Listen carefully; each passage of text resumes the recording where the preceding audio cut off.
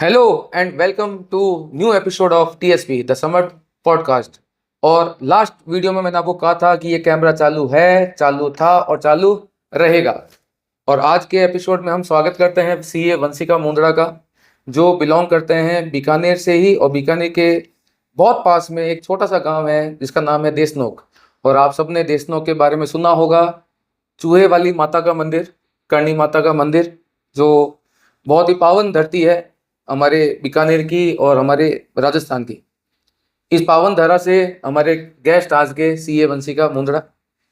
CA Vanshika Mundra CA foundation, CA inter और CA final तीनों ही level पर रैंक होल्डर है। वैसे कि लोग कहते हैं कि जो लड़कियां होती है ना, वो केवल घर के काम करने के लिए, शादी करने के लिए और शादी के बाद बच्चे पैदा करने के लिए होती है, लेकिन ये थॉट एकदम गलत है। आजकल के ज़माने में लड़कियां लड़कों से कम नहीं है, ना पहले कभी कम हुआ करती थी, ना कभी कम होगी। और लड़कियां लड़कों से आगे ही है, 2 कदम आगे है। वंशिका ने इस बात को एग्जैक्टली प्रूव किया है कि क्यों लड़कियां लड़कों से आगे है। CA foundation rank 34, CA inter rank 18 और सीए फाइनल रैंक 33। और वंशिका ने इस बात को प्रूव कर दिया है कि जो लड़कियां हैं वो किसी भी तरीके से लड़कों से कम नहीं है। तो वंशिका, आपका स्वागत है। Thank you so much sir for और अपने गेस्ट को बता दूं कि वंशिका ने सीए फाउंडेशन, सीए इंटर और सीए फाइनल तीनों ही लेवल समर्थ कॉमर्स क्लासेस से अपनी स्टडी को पूरा किया। और अब सीए बनने के बाद में ये जॉब भी कर रहे हैं पुणे में। तो वंशिका, अब आज आपकी बारी रहेगी। जो भी थॉट होंगे, जो भी आप दर्शकों को बताना चाहें अपनी लाइफ के बारे में, अपने सीए के करियर के बारे में, अपने स्ट्रगल के बारे में। वैसे तो लोग बोलेंगे कि एक रैंक होल्डर का क्या स्ट्रगल होता है। जो सबसे बड़ा स्ट्रगल होता है ना बच्चों, वो एक रैंक होल्डर का ही होता है। क्योंकि जिस रैंक होल्डर से, जैसे कि फाउंडेशन में रैंक, इंटर में रैंक, तो फाइनल तक आते आते लोगों की एक्सपेक्टेशन इतनी बढ़ जाती है रैंक होल्डर से कि उनको लगता है कि तेरी तो रैंक आएगी, तेरी रैंक आएगी, तेरी रैंक आएगी। इस एक्सपेक्टेशन के अंदर जो बच्चा होता है वो बेसिकली कहीं ना कहीं एक प्रकार से थोड़ा सा डीमोटिवेशन फील करेगा ही करेगा, क्योंकि इतना प्रेशर उसके चारों तरफ क्या किया जाता है, क्रिएट। अब हम वंशिका से जानेंगे कि वंशिका का क्या एक्सपीरियंस रहा, क्या उसकी लाइफ के बारे में रहा, क्या एजुकेशन के बारे में रहा, क्या अब उसकी जॉब के बारे में। तो वंशिका, वेलकम बैक। और अब जो थॉट, जो फीलिंग्स आप दर्शकों के साथ शेयर करना चाहें, शुरुआत करें। Thank you so much sir for having me here and for such a beautiful introduction. Vanshika, तुमने अपना 11th-12th जब कंप्लीट किया तो क्या तुम्हारे मन में थॉट था कि तुम्हें सीए के कोर्स को ज्वाइन करना है? टू बी ऑनेस्ट, मैंने कभी नहीं सोचा था कि मैं सीए करूंगी and with the rumour surrounding it, मैं once I had a thought कि सीए तो मैं कभी नहीं करूंगी बिकॉज बहुत डिफिकल्ट होता है, ये सब मैंने सुना था। बट आफ्टर 12th मैंने ज़्यादा एक्सप्लोर नहीं किया और मेरे माइंड में कोई भी कोर्स करने का था नहीं। तो सीए उस टाइम बेस्ट ऑप्शन था, जो मेरे फ्रेंड्स भी कर रहे थे, मेरे फैमिली में भी किसी ने सजेस्ट किया, तो मैंने बस सीए स्टार्ट कर दिया था। मतलब कि कुछ नहीं था तो चलो सीए कर लेते हैं। हाँ, मतलब क्योंकि और कोई ऑप्शन यहाँ पे, बिकॉज मुझे बीकानेर में ही रहना था और वहाँ पे और कोई ऑप्शन था नहीं, तो सीए बेस्ट ऑप्शन अवेलेबल था, तो मैंने स्टार्ट कर दिया था सीए करना। तो क्या सीए स्टार्ट करते ही सोच लिया था क्या कि तीनों ही लेवल पर रैंक लेके आना है? नहीं, सीए मुझे तो कुछ पता भी नहीं था जब मैंने सीए स्टार्ट किया, क्योंकि कितने लेवल्स होते हैं, कौन कौन से एग्जाम्स होते हैं, सीए के बाद स्कोप क्या है, कुछ भी नहीं पता था। बस जस्ट स्टार्ट कर दिया था। इवन मैं यहीं आई थी क्योंकि मेरे फ्रेंड्स भी आ रहे थे, तो मैं भी यहाँ पे आ गई थी। बट ये चीज़ क्लियर थी कि मैं फेल नहीं हो सकती हूँ, अगर मैं फेल हुई तो मैं वहाँ पे छोड़ दूंगी। बस इसी माइंडसेट के साथ स्टार्ट कर लिया था।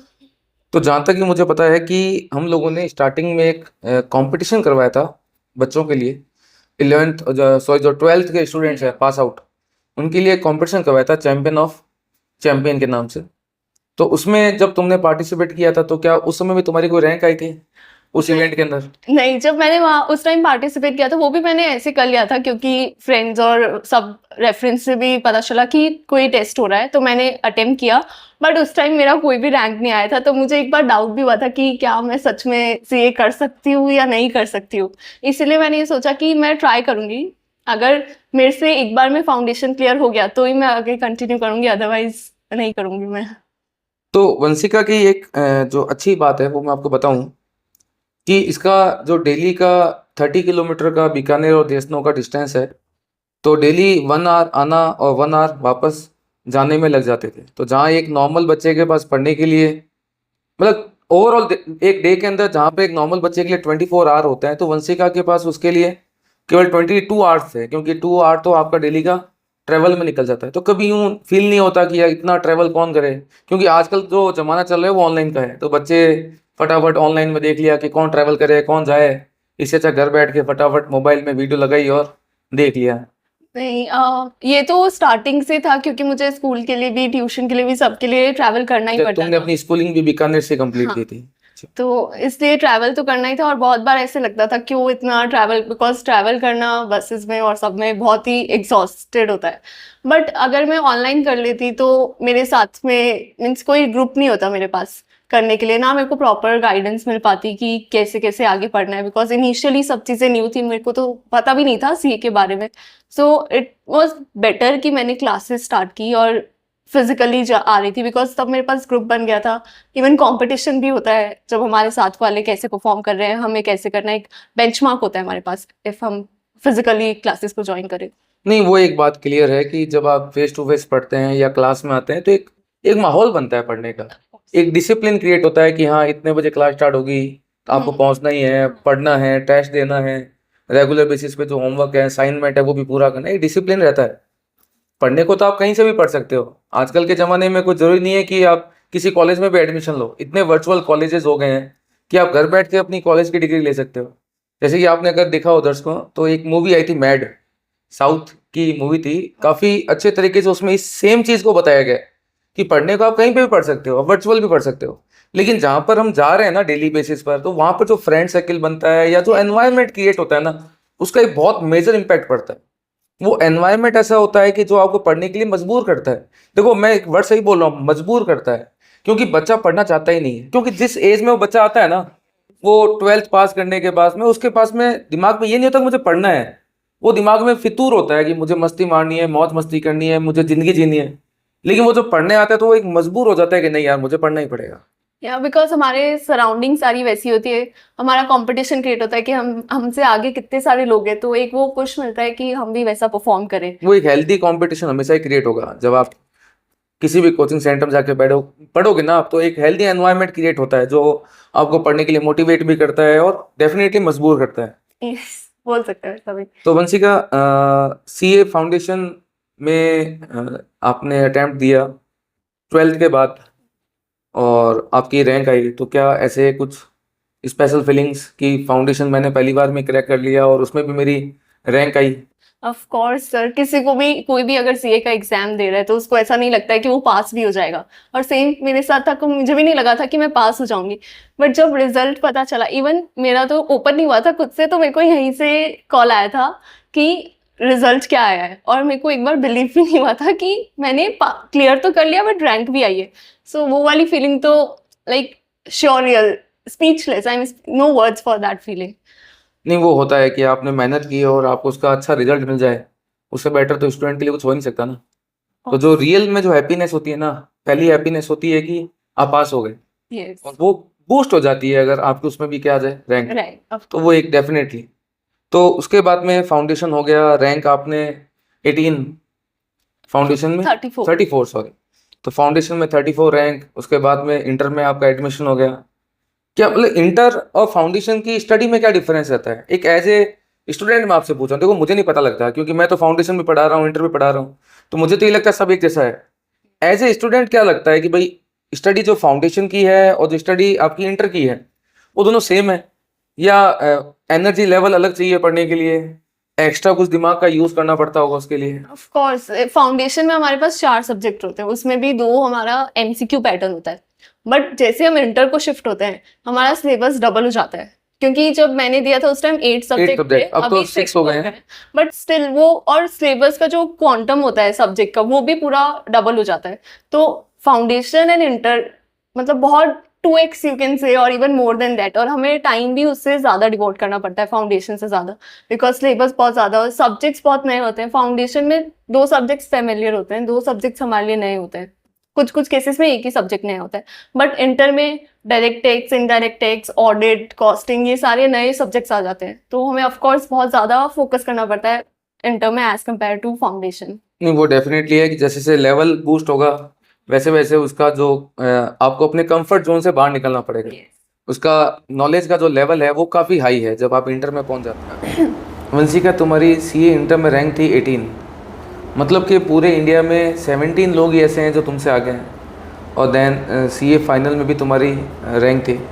तो एज ए जनरल मुझे एक बात बताओ कि कोई रैंक होल्डर के पास में कुछ जादू की छड़ी होती है क्या कि जो रैंक ले जा रहे हैं, या कुछ डिसिप्लिन नाम की भी कोई चीज़ होती है? मतलब क्या ऐसा है कि बच्चे को उन चीज़ों को फॉलो करना चाहिए? मतलब कोई ऐसे गोल्डन रूल बता दो कि यार अगर बच्चा उन रूल्स को फॉलो करे तो चलो रैंक नहीं, एटलीस्ट उसका कोई भी प्रोफेशनल कोर्स हो लाइक सीए है या कुछ भी है वो उसका क्रैक हो जाए।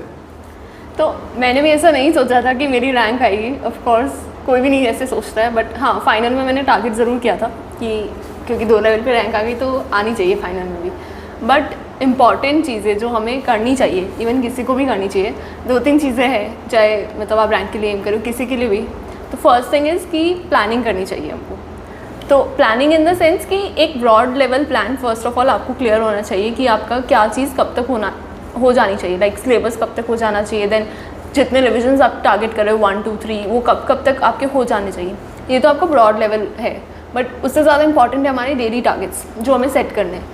डेली आप अपने टारगेट सेट करो कि आज कितना हो जाना चाहिए, then only you can evaluate yourself क्या हमें करना चाहिए था और क्या हम कर रहे हैं। एंड टारगेट्स भी ऐसे नहीं कि रैंडम कुछ भी सेट कर दिया, यू नो योर कैपेबिलिटीज़। तो आप हमेशा उस कंफर्ट जोन से थोड़े हायर टारगेट सेट करो ताकि इवन आप अपने आप को पुश करो ताकि उनको अचीव करने के लिए। एंड इवन इफ़ आप 80-90% भी अचीव कर रहे हो then that is also a big deal, instead कि हम कुछ भी रैंडम कर रहे हैं। वरना हम सोचने में टाइम लगा देंगे कि आज क्या क्या पढ़ना है, और टारगेट जैसे नहीं सेट करते थे। मेरे साथ भी ऐसा होता था कि मैंने टारगेट नहीं सेट किया तो मैं जितना कर सकती हूँ उसका लाइक 40-50% भी नहीं करती थी, क्योंकि माइंड में प्लान नहीं था कि क्या करना है, और मैं उसको इवैल्यूएट किससे करूँगी, बेंचमार्क किससे करूँगी कि कितना हो जाना चाहिए था और कितना हुआ है। सो डेली टारगेट सेट करो, at the end of the day उसको रिव्यू करो, एंड सोने से पहले नेक्स्ट डे का टारगेट बना के रखो।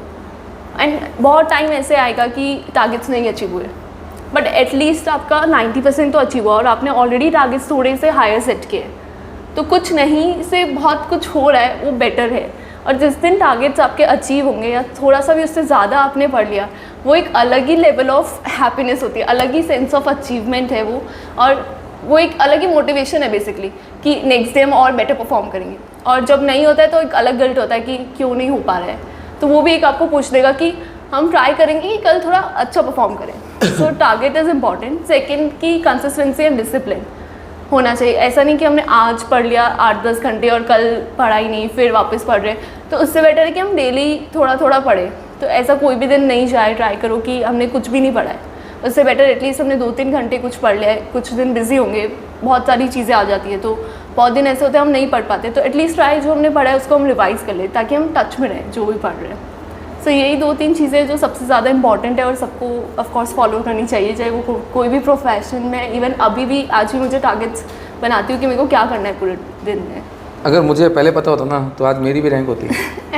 ठीक है, मैं 2010 में सीए बन गया था, तब तक तो शायद तक तुम पैदा भी नहीं हुई थी। हाँ, पैदा तो हो गई थी, तो 14 ईयर्स बैक। लेकिन अगर मुझे पता होता तो ऑब्वियसली मेरी भी रैंक होती। चलो, तुमने एक बात बताई कि हाँ अगर बच्चा पढ़ रहा है तो उसको इन चीज़ों के बारे में कंसिडर करना चाहिए, फोकस करना चाहिए। लेकिन कुछ चीज़ें ऐसी भी तो होती ना कि जिनको आपको प्योरली अवॉइड करना है, कि उस डायरेक्शन में तो कभी जाना ही नहीं चाहिए, या जाओ तो बस लिमिटेड। जैसे कि कई बच्चों को देखा है मैंने कि मोबाइल में गेम में अपना पूरा करियर बर्बाद, या रिलेशनशिप में होते हैं तो पूरी रात चैटिंग पे लगे हुए हैं, और दिन का पता है ना रात का पता है, पूरा दिन उसी में बर्बाद कर दिया। तो इन चीज़ों के बारे में तो मैं मानता हूँ कि भैया बच्चे को जाना नहीं चाहिए इस डायरेक्शन में। लेकिन आप इस जनरेशन के हो तो आप थोड़ा बेटर सजेस्ट कर सकते हो बच्चों को। तो ऑफकोर्स जब भी हम पढ़ रहे हैं डिस्ट्रैक्शन है, सबकी लाइफ में डिस्ट्रैक्शन है। तो लाइक फ़ोन सबसे बड़ा डिस्ट्रैक्शन है, या फिर रिलेशनशिप डिस्ट्रैक्शन है, कुछ फैमिली इश्यूज़, या फिर बहुत सारे डिस्ट्रैक्शन लाइफ में होते हैं। एंड फ़ोन तो इज़ बिगेस्ट कि इंस्टाग्राम पे हम स्टोरीज़ देख रहे हैं, लोग इन्जॉय कर रहे हैं, हमारे जो क्लासमेट्स थे वो इन्जॉय कर रहे हैं, पार्टीज़ कर रहे हैं, और हम यहाँ पे बैठ के पढ़ रहे हैं, तो वो एक अलग फोमो क्रिएट होता है। तो फॉर फ़ोन तो आपको लाइक एयरप्लेन मोड पे डाल के जब भी आप पढ़ रहे हो एंड अलमीरा में या दूसरे रूम में रख देना चाहिए, क्योंकि मेरे जैसे आलसी लोग उठ के नहीं जाएंगे जब तक मैं पढ़ नहीं लूँ अपना पूरा टॉपिक नहीं कंप्लीट करूँ। तो this is like best thing कि आप फ़ोन को अपने से डिस्टेंट रखो, और इंस्टाग्राम वगैरह सबका एक टाइम लिमिट सेट कर दो फ़ोन में कि इससे ज़्यादा इसके बाद में ये फ़ोन बंद हो जाएगा अपने आप। बिकॉज आजकल काफ़ी ऐप्स आते हैं, यूज़ दैट सोशल मीन्स जो डिजिटल चीज़ें अवेलेबल है यूज़ करो उनको। और जब एग्ज़ाम के पास है तब तो आपको अनइंस्टॉल ही कर देना चाहिए। Now second thing is relationship. काफ़ी लोगों के लाइफ में, इवन मेरे फ्रेंड्स और सबके लाइफ में ऐसा होता भी है कि रिलेशनशिप जिससे हम डिस्ट्रैक्ट होते हैं, बट ज़रूरी नहीं है कि इससे हम सब डिस्ट्रैक्ट हो। कभी ये सपोर्टिंग फैक्टर भी होता है और कभी ये डिस्ट्रैक्शन होता है। तो ट्राई करो कि ये सिर्फ सपोर्टिंग फैक्टर हो, ऐसा नहीं कि हम थोड़ी छोटी छोटी बातों पे लड़ ले और फिर अपना पूरा दिन खराब कर दे वही सोच के कि इसने ऐसा क्यों नहीं किया, इसने ऐसा क्यों किया। टॉक्सिक लाइफ हो जाती है। टॉक्सिक नहीं बनने दो उसको, बिकॉज ब्रेकअप होता है उसके बाद हम उसी जोन में चले जाते हैं कि अब सारी चीज़ें छोड़ दो, अब कुछ है ही नहीं। हाँ, काइंड ऑफ। सो वैसे फेज में ना ही आओ, ये स्टार्टिंग से आपको मेंटेन करना पड़ेगा। हर चीज़ के लिए आपको टाइम सेट कर देना चाहिए कि इस चीज़ में हम इतना ही इन्वॉल्व होंगे, फ़ोन इतना ही चलाएंगे, या फिर बात करनी है तो हम इतना ही बात करेंगे, वो भी एक दूसरे को सपोर्ट करने के लिए, नॉट कि एक दूसरे के लिए टाइम वेस्ट करें। और हम क्योंकि एक बार बात कर ले बट फिर वो चीज़ें हमारे माइंड में चलती रहती है। सो इट्स बेटर कि सारी चीज़ों को थोड़ा सा मैनेज करके चले। नहीं, मैंने देखा है कई बच्चों को कि वो रिलेशन के चक्कर में पढ़ाई छोड़ते हैं और बाद में वो रिलेशन भी छूट जाता है, फिर वो धोबी के कुत्ते बन जाते हैं, ना घर के रहते हैं ना वो घाट के रहते हैं। तो ठीक है, होना चाहिए, ठीक है, वो आपकी जनरेशन है तो आपको थोड़ा बेटर पता है। हमारे टाइम में तो हम बोलते थे कि यार इन चीज़ों से तो आपको दूर रहना है, ठीक है, लेकिन हो तो लेकिन लिमिटेड हो कि एक पॉजिटिव फैक्टर बने, हाँ, सपोर्टिंग फैक्टर हो। नहीं हो वो टॉक्सिक बन जाए तो मतलब वाली चीज़ नहीं है, उससे उसका भी करियर ख़राब होगा और आपका भी करियर ख़राब होगा, दोनों के लिए वो टाइम वेस्ट ही है। तो ट्राई कि वो पॉजिटिव में ही रहे, और ये जो फ़ोन में जो हम गेम्स वगैरह खेल रहे हैं वो थोड़ा कम करें। इंस्टेड हम बाहर जाके अपना जो भी स्पोर्ट्स हमें पसंद है वो खेलें इंस्टेड ऑफ फ़ोन। तो जितना ज़्यादा हो सके हमें अपने फ़ोन से तो डिस्टेंट ही रहना चाहिए। तो एक छोटी सी बात और कि जैसे कई बार होता है ना कि बच्चा डीमोटिवेटेड हो गया है, तो उसको लेके तुम्हारा क्या मतलब कि व्यू रहता है कि यार डीमोटिवेट होना है नहीं होना है? और वैसे हमारे कंट्रोल में तो वो चीज़ है नहीं। अगर मान लो मैं डीमोटिवेटेड हो भी गया तो करूँ क्या उस केस में, कि कैसे उस जोन से अपने आप को बाहर निकालूँ? तो ये मेरे साथ बहुत ज़्यादा हुआ था, स्पेशली फाइनल में, क्योंकि जब फाउंडेशन और इंटर में रैंक आई तो बहुत ऐसे प्रेशर बन गया था कि फाइनल में भी रैंक आनी चाहिए। मेरा खुद से एक्सपेक्टेशन बहुत हाई हो गया था। मेरे जो आस पास के सारे लोग हैं, मीन सराउंडिंग मेरी, सबका ये एक्सपेक्टेशन हो गया था। इवन सब जैसे मजाक में भी चाहे बोले कि तुम्हारी रैंक आएगी, बट एक वो माइंड में थॉट चला जाता है और उसकी वजह से बहुत एक्सपेक्टेशन हो गई थी कि रैंक आनी चाहिए इस बार। तो उस एक्सपेक्टेशन से इतना प्रेशर क्रिएट हुआ मेरे पे, मतलब मैंने खुद पे इतना प्रेशर ले लिया था और इतना ज़्यादा ओवर थिंकिंग और एंग्जाइटी जोन में चली गई थी मैं, मतलब बहुत ज़्यादा एंग्जाइटी होने लग गई थी मुझे, और वो फर्स्ट टाइम हो रहा था मेरे साथ एंग्जाइटी वाला पार्ट। सो ये बहुत वर्स्ट फेज़ है।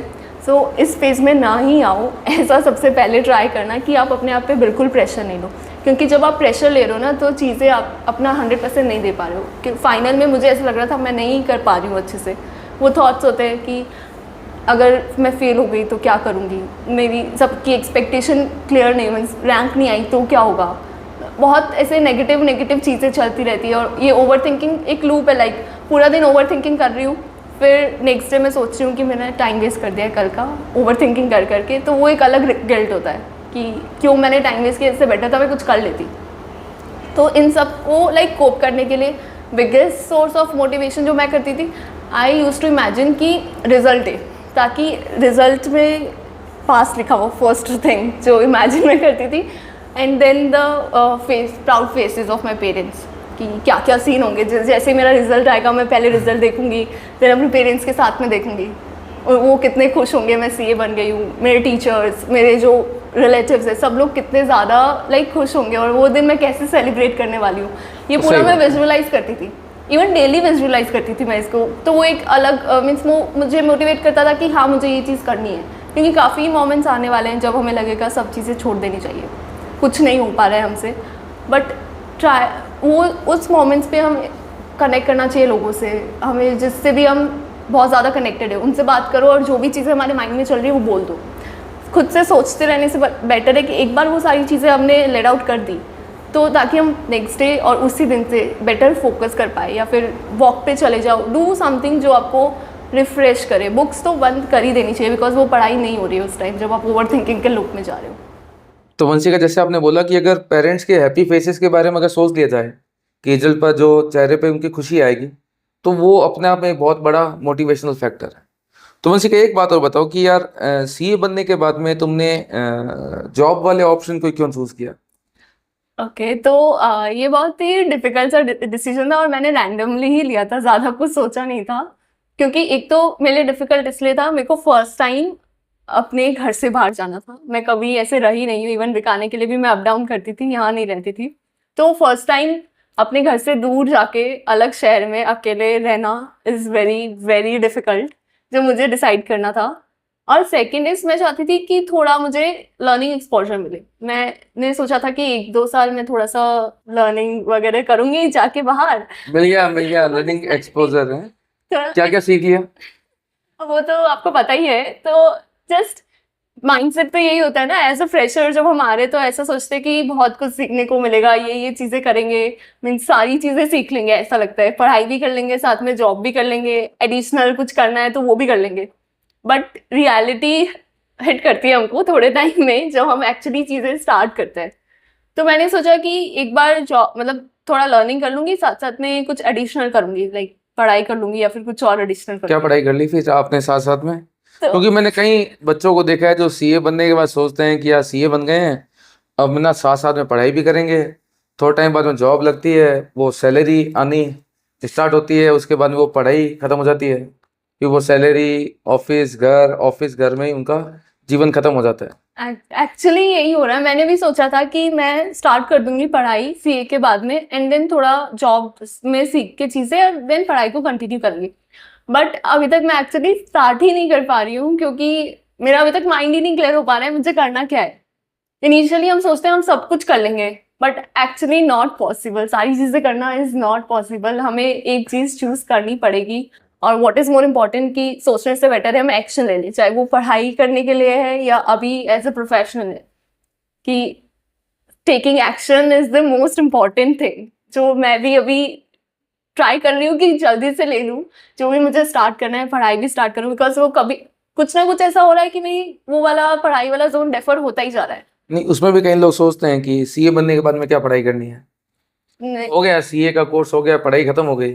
बट ये अपना अपना पॉइंट ऑफ व्यू है। बट आजकल मुझे ऐसा लग रहा है कि सारे लोग बहुत एडवांस हो रहे हैं, सीए तो सारे बच्चे कर ही रहे हैं। तो एडिशनल एक होना चाहिए आपके पास, कुछ तो एक्स्ट्रा ऑर्डिनरी होना चाहिए। किसी के पास इनबिल्ट टैलेंट होता है चीज़ों का कि कोई कंटेंट क्रिएटर बन रहा है, कोई किसी के पास वो कुछ भी लाइक क्राफ्ट या वॉट एवर चीज़ें कर रहा है।